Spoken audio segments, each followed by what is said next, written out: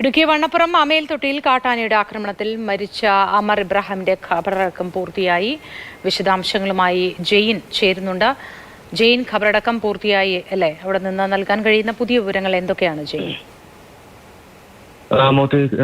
അമറിന്റെ ഖബറടക്കം പൂർത്തിയാക്കി. സമീപത്ത് തന്നെയുള്ള പള്ളിയിലാണ് ചടങ്ങുകൾ നടന്നത്. ഒരു വലിയ ജനാവലി തന്നെ അവസാനമായ ചെറുപ്പക്കാരനെ കാണാൻ വീട്ടിലേക്കും അതോടൊപ്പം തന്നെ ഈ പള്ളിയിലേക്കും എത്തിയിരുന്നു. അതിനുശേഷം ഏതാണ്ട് 9 മണിക്ക് ശേഷമാണ് ശവസംസ്കാര ചടങ്ങുകൾ അവസാനിപ്പിച്ചത്. ഇപ്പോൾ ഈ ചടങ്ങുകളെല്ലാം പൂർത്തിയായി കഴിഞ്ഞിരിക്കുന്നു.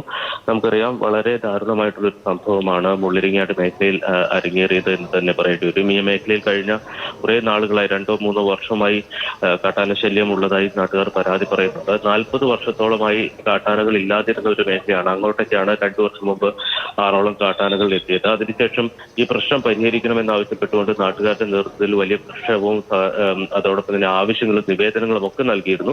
അതിന്റെ പശ്ചാത്തലത്തിലാണ് കഴിഞ്ഞ ഒരു മാസം മുമ്പ് ഇവിടെ ഉണ്ടായിരുന്ന ആനകളെ ഓടിക്കുന്നതുമായി ബന്ധപ്പെട്ട ഒരു ദൗത്യം നടത്തിയത്. പക്ഷേ 2 കാട്ടാനകൾ അപ്പോഴും മടങ്ങിപ്പോയിരുന്നില്ല. ആ കാട്ടാനകളാണ് ഇന്നലെ 3 മണിയോടുകൂടി പശുവിനെ അഴിക്കാനായി പോയ അമറിനെയും സുഹൃത്ത് മൻസൂറിനെയും ആക്രമിക്കുന്നത്. അമർ ഈ സംഭവ സ്ഥലത്ത് തന്നെ വെച്ച് മരണപ്പെടുകയായിരുന്നു. മൻസൂർ പരിക്കുകളോടെ തൊടുപുഴ താലൂക്ക് ആശുപത്രിയിൽ ചികിത്സയിലാണ്. വലിയ പ്രതിഷേധമാണ് ഇതിനുശേഷം അരങ്ങേറിയത്.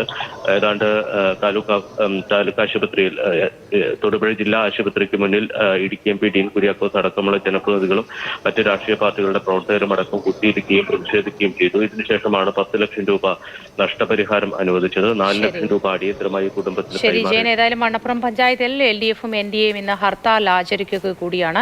നിരവധി തവണയായി ഇവരൊക്കെ ആവശ്യപ്പെടുന്നതാണ് ഇത്തരത്തിൽ ഒരു വന്യമൃഗങ്ങളിൽ നിന്നും ഉള്ള ആക്രമണങ്ങളിൽ മോചനമുണ്ടാവണം എന്നത്.